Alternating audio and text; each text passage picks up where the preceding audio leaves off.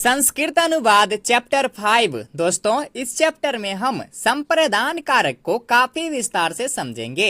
इसके अंतर्गत हम जानेंगे कि संप्रदान कारक क्या होता है, संप्रदान कारक में कौन सी विभक्ति होती है एवं चतुर्थी विभक्ति का प्रयोग कहाँ कहाँ किया जाता है। तो फिर चलिए वीडियो शुरू करते हैं। संप्रदान कारक यानी कि चतुर्थी विभक्ति। आइए अब हम जानते हैं कि आखिर इस चतुर्थी विभक्ति का प्रयोग किया कहाँ कहाँ जाता है। आइए इसे हम सूत्रों के माध्यम से समझते हैं। तो हमारा सबसे पहला सूत्र है दानार्थे चतुर्थी, यानी कि जिसे कोई चीज दी जाती है उसमें चतुर्थी विभक्ति होती है। जैसे वह ब्राह्मण के लिए भोजन पकाता है, ब्राह्मण के लिए भोजन पका रहा है, यानी कि ब्राह्मण को देने के लिए भोजन पका रहा है। यहाँ ब्राह्मण को भोजन दी जाती है, तो जिसको कोई चीज दी जाए, जिसे कोई चीज दी जाए उसमें चतुर्थी विभक्ति होती है। तो कोई चीज, ये भोजन किसको दी जा रही है, तो ब्राह्मण को। तो हम यहाँ ब्राह्मण में चतुर्थी विभक्ति लगाएंगे, ब्राह्मणाय। वह के लिए सह लिखेंगे, ब्राह्मण के लिए भोजन पकाता है, ब्राह्मण को देने के लिए, तो ब्राह्मण में चतुर्थी विभक्ति लगाएंगे, ब्राह्मणाय। भोजन का भोजनम पकाता है, पच्यति। तो पूरा वाक्य क्या हो जाएगा, वह ब्राह्मण के लिए भोजन पकाता है, सह ब्राह्मणाय भोजनम पच्यति। इसी प्रकार से है कि राजा ब्राह्मण को वस्त्र देता है। किसको देता है, तो ब्राह्मण को, और जिसे कोई चीज दी जाए उसमें चतुर्थी विभक्ति होती है। यहाँ भी ब्राह्मण को दिया जा रहा है तो ब्राह्मण में चतुर्थी लगाएंगे, ब्राह्मणेभ्य। यहाँ ब्राह्मणों को है, बहुवचन में है, ब्राह्मणों को। राजा ब्राह्मणों को वस्त्र देता है, यहाँ बहुवचन में है, इसलिए ब्राह्मण का भी चतुर्थी बहुवचन करेंगे, ब्राह्मणेभ्य। यहाँ सिर्फ ब्राह्मण है एक वचन में, तो एक वचन में लिखा गया है ब्राह्मणाय। तो पूरा वाक्य क्या हो जाएगा, राजा ब्राह्मणों को वस्त्र देता है, राजा ब्राह्मणेभ्य वस्त्रम ददाति। चलिए इसी प्रकार से आगे समझिए। दूसरा सूत्र कहता है कि तद्यार्थे चतुर्थी। अब ये तद्यार्थ क्या होता है इसे समझिए। कहता है जिसके लिए कोई चीज हो या जिसके लिए कोई क्रिया की गई हो, या फिर किसी के लिए कोई चीज हो या फिर किसी के लिए कोई क्रिया की गई हो, उसी को हम तद्यार्थ कहते हैं, उसे ही तद्यार्थ कहा जाता है। और इस तद्यार्थ में चतुर्थी विभक्ति होती है। चलिए इसे उदाहरण से समझिए। वाक्य है कि अध्ययन के लिए पुस्तक है। यहाँ हमने देखा कि जिसके लिए कोई चीज हो या फिर जिसके लिए कोई क्रिया की गई हो, जिसके लिए कोई चीज हो, तो यहाँ चीज है कि अध्ययन के लिए पुस्तक है, अध्ययन के लिए है, तो हम इस अध्ययन में चतुर्थी विभक्ति लगाएंगे। तो अध्ययन का चतुर्थी क्या हो जाएगा, अध्ययनाय। क्या है अध्ययन के लिए, तो पुस्तक है, पुस्तकम। अध्ययनाय पुस्तकम। है के लिए हम अस्ति लिख सकते हैं या फिर नहीं भी लिखें तो कोई दिक्कत नहीं है। फिर है आभूषण के लिए स्वर्ण है, सोना जो है आभूषण के लिए है, किसके लिए है, तो आभूषण के लिए। तो हम यहाँ आभूषण में चतुर्थी विभक्ति लगाएंगे, आभूषणाय, सोना है स्वर्णम। फिर वह मुक्ति के लिए भजता है। यहाँ कोई वस्तु तो नहीं है, यहाँ क्या है, किसी के लिए क्रिया की जा रही है। वह मुक्ति के लिए भजता है, मुक्ति के लिए भजना क्या है, क्रिया है, क्रिया किया जा रहा है। तो किसके लिए ये भजना क्रिया किया जा रहा है, तो मुक्ति के लिए। तो हम मुक्ति में चतुर्थी विभक्ति लगाएंगे, मुक्तये। वह के लिए सह, मुक्ति के लिए मुक्तये, भजता है, भजते। इन दोनों में क्या है कि किसी के लिए मतलब जिसके लिए कोई चीज हो उसमें चतुर्थी विभक्ति लगाते हैं। यहाँ अध्ययन के लिए कोई चीज था और यहाँ क्या था कि जिसके लिए कोई क्रिया की गई हो, मुक्ति के लिए यहाँ क्रिया किया गया है, सह मुक्तये भजति। चलिए आगे समझिए। आगे अब तीसरा सूत्र कहता है कि निवारणार्थे चतुर्थी। निवारण जोड़ अर्थे, कि निवारण के अर्थ में चतुर्थी विभक्ति होती है। इसे भी यहाँ समझिए। जिसके निवारण के लिए कोई चेष्टा हो या कोई वस्तु हो उसमें चतुर्थी विभक्ति होती है। जैसे सांप के लिए डंडा है, सांप के निवारण के लिए डंडा है ना, सांप के लिए डंडा यानी कि सांप के निवारण के लिए, मारने के लिए, भगाने के लिए डंडा है। किसके लिए है? तो सांप के लिए। तो सांप में हम चतुर्थी विभक्ति लगाएंगे सर्पाय, डंडा है डंडह। फिर है दुष्ट के लिए तलवार है, किसके लिए? तो दुष्ट के लिए। तो दुष्ट में हम चतुर्थी विभक्ति लगाएंगे दुष्टाय, तलवार है खड्गः, दुष्ट के लिए तलवार खड्गः। दुष्ट के निवारण के लिए तलवार है दुष्टाय खड्गः। चलिए आगे समझिए। आगे चौथा सूत्र कहता है कि क्रुद्ध द्रुह ईर्ष्या असूयार्था नाम यम प्रतिकोपः। क्या मतलब, इसे समझिए। इसमें क्या क्या है? क्रोध है, द्रुह है, ईर्ष्या है और असूय है। इन सब का मतलब क्या होता है? क्रोध मतलब होता है क्रोधित करना, द्रुह मतलब द्रोह करना, ईर्ष्या मतलब जलना और असूय मतलब होता है कि दूसरों में दोषों को, अवगुणों को ढूंढना। अर्थवाची क्रियाओं के योग में जो इनका विषय होता है उसमें चतुर्थी विभक्ति होती है। क्रोध मतलब जलना, क्रोधित होना, द्रुह मतलब भी जलना ही होता है, क्रोध द्रुह। ईर्ष्या इसका मतलब भी जलना ही होता है। असूय, असूय मतलब होता है दूसरों में दोषों को ढूंढना, अवगुणों को निकालना। इन सभी अर्थवाची क्रियाओं के योग में जो इनका विषय होता है उसमें चतुर्थी विभक्ति होती है। चलिए उदाहरण से देखिए। प्रभु नौकर पर क्रोध करता है। यहाँ आ गया क्रोध, क्या आ गया? क्रोध। और जैसे क्रोध दिखे तो चतुर्थी लगाना है। अब किसमें लगाना है? तो जो इनका विषय बनता है।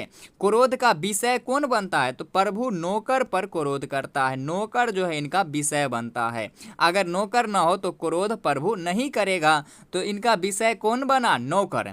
तो जो इनका विषय होता है उसमें चतुर्थी विभक्ति लगाते हैं। तो हम यहाँ नौकर में चतुर्थी विभक्ति लगाएंगे। नौकर को कहते हैं भृत्य और इसमें चतुर्थी लगाएंगे तो हो जाएगा भृत्याय। क्रोध करता है क्रुध्यति, प्रभु के लिए प्रभु ही लिखेंगे। तो पूरा वाक्य हो जाएगा प्रभु नौकर पर क्रोध करता है, प्रभु भृत्याय क्रुध्यति। इसी प्रकार से दूसरा वाक्य है कि दुर्जन सज्जन में दोषों को ढूंढता है, अवगुणों को ढूंढता है, यानी कि असूय, असूय निकाल रहा है कि दुर्जन तो खुद है, वो जो है सज्जन में दोषों को ढूंढता है, अवगुणों को निकालता है।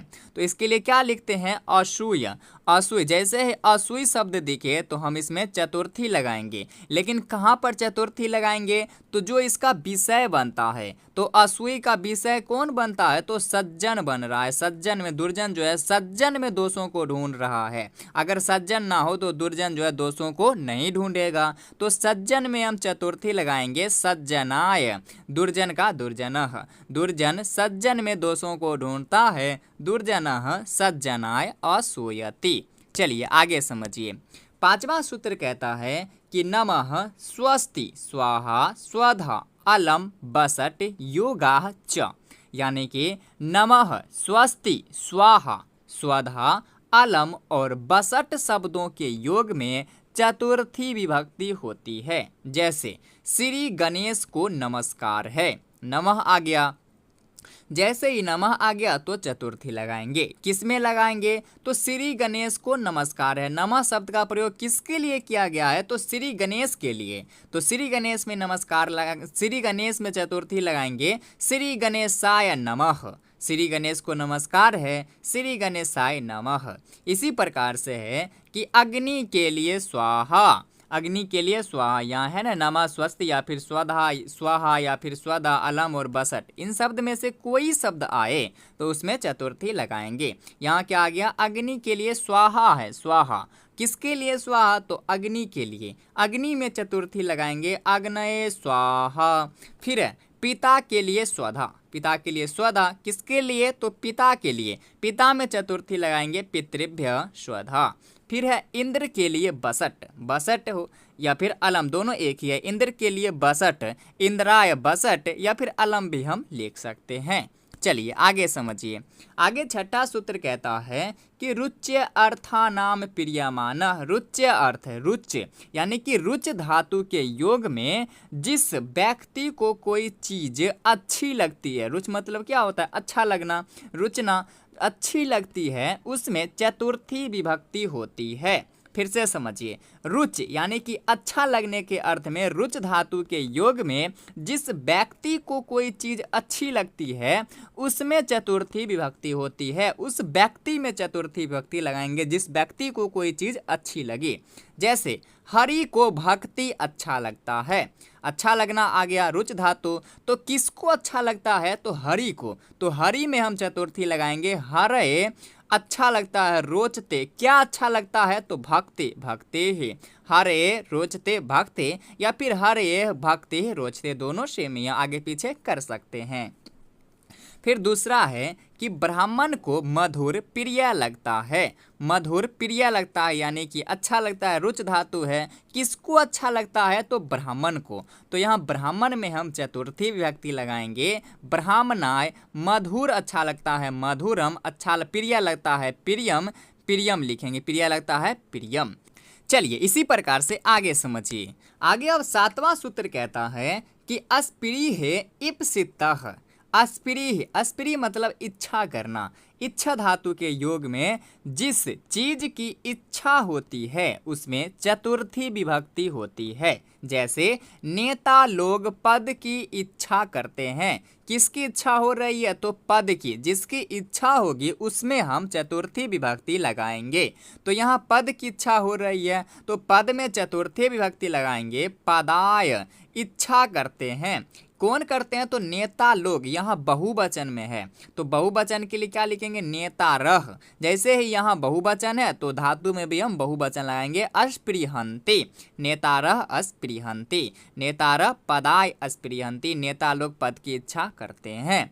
फिर दूसरा समझिए, ज्ञानी ज्ञान की इच्छा करते हैं। इच्छा करते हैं किसकी? ज्ञान की। तो हम ज्ञान में चतुर्थी विभक्ति लगाएंगे, ज्ञानाय। कौन करते हैं? तो ज्ञानी। यहाँ एक वचन में है तो क्रिया भी एक वचन में करेंगे, अस्पृहति। ज्ञानी ज्ञान की इच्छा करते हैं, ज्ञानी ज्ञानाय अस्पृहति। चलिए आगे समझिए। आगे अब 8वां सूत्र कहता है कि धारे है उत्तमर्णः। क्या मतलब? इसे समझिए। इसका मतलब है कि धारी धातु के अर्थ में उत्तमर्णः, उत्तमर्णः कहते हैं कर्ज देने वाला व्यक्ति को, जो कर्ज देता है उसको क्या कहते हैं? उत्तमर्णः। तो इस उत्तमर्ण में जो है कर्ज देने वाला व्यक्ति में जो है चतुर्थी विभक्ति लगाएंगे। जैसे देवदत्त मेरा 100 रुपए का कर्जदार है। देवदत्त मेरा 100 रुपए का कर्जदार है, यानी कि देने वाला कौन है? कर्ज देने वाला कौन है? तो मेरा, यानी कि मैं हूँ। यहाँ पर उत्तमर्ण मैं होऊंगा क्योंकि देवदत्त मेरा 100 रुपए का कर्जदार है, देवदत्त ने मेरा 100 रुपए लिया हुआ है। तो यहाँ पर उत्तमर्ण मैं हुआ, मैं। तो मैं में जो है हम चतुर्थी विभक्ति लगाएंगे, मह्यम। क्या हो जाएगा? मैं, मेरा मह्यम, अहम आबाम वयम, माम आबाम अस्मान, मया आबाभ्याम अस्माभि, मह्यम आबाभ्याम अस्मभ्यम। तो चतुर्थी का एक वचन लगाएंगे, मह्यम। देवदत्त का देवदत्त ही लिखेंगे। कितने रुपए का कर्जदार है? तो 100 रुपए का। शतम कर्जदार है, धारयति धारण किया हुआ है। देवदत्त मेरा 100 रुपए का कर्जदार है, देवदत्त मह्यम शतम धारयति, देवदत्त मेरा 100 रुपए धारण किया हुआ है, लिया हुआ है। चलिए आगे समझिए। आगे अब 9वां सूत्र कहता है कि बलि हित सुख योगे चतुर्थी, यानी कि बलि हित और सुख इन तीनों शब्दों के योग में चतुर्थी विभक्ति होती है। बलि हित सुख इन शब्दों के योग में चतुर्थी विभक्ति होती है। जैसे भूत के लिए बलि, भूताय बलि। छात्र के लिए हित, छात्राय हित। किसके लिए हित? छात्र के लिए। तुम्हारे लिए सुख, सुख आ गया, किसके लिए सुख? तुम्हारे लिए। तो चतुर्थी लगाएंगे, तुभ्यम सुखम। चलिए अब हम इसे थोड़ा और क्लियर करने के लिए इसी से संबंधित कुछ वाक्य को देखते हैं। जैसे माता बालक को लड्डू देती है, माता बालक को लड्डू देती है। सबसे पहला सूत्र हमने पढ़ा कि जिसको कोई चीज़ दी जाए उसमें चतुर्थी विभक्ति होती है। तो माता बालक को लड्डू देती, किसको दिया जा रहा है? तो बालक को। बालक में चतुर्थी लगाएंगे, बालकाय। लड्डू देती है, मोदकम देती है, ददाति। माता बालक को लड्डू देती है, माता बालकाय मोदकम ददाति।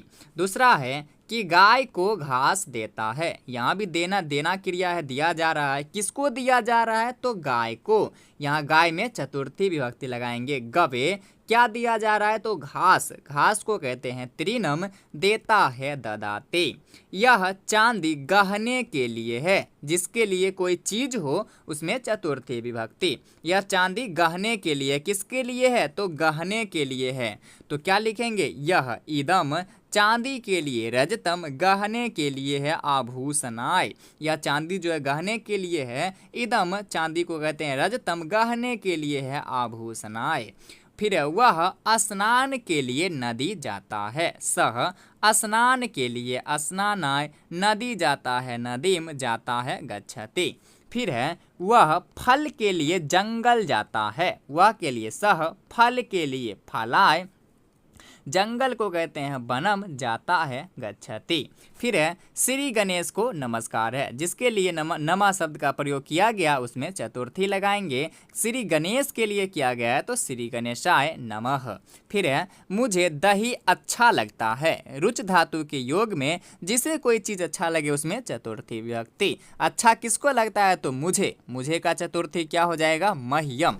क्या अच्छा लगता है? तो दही। दही को कहते हैं दधी, अच्छा लगता है, रोचते, रुचता है। चलिए, राजीव महेश का 100 रुपए का कर्जदार है। राजीव महेश का 100 रुपए का कर्जदार है। यानी कि कर्ज देने वाला कौन है? तो महेश है, क्योंकि राजीव महेश का 100 रुपए का कर्जदार है। महेश का कर्ज लिया हुआ है। यहाँ पर उत्मर्ण कौन हो जाएगा? तो महेश। तो महेश में हम चतुर्थी विभक्ति लगाएंगे, महेशाय। कितने का कर्जदार है? तो 100 रुपए का। शतम कर्जदार है, धारण किया हुआ है, धारयति। किसका? तो राजीव का, राजीवः। तो पूरा वाक्य हो जाएगा कि राजीव महेश का 100 रुपए का कर्जदार है। राजीवः महेशाय शतम धारयति। चलिए अब हम पार्ट 5 में अपादान कारक को विस्तार से समझते हैं।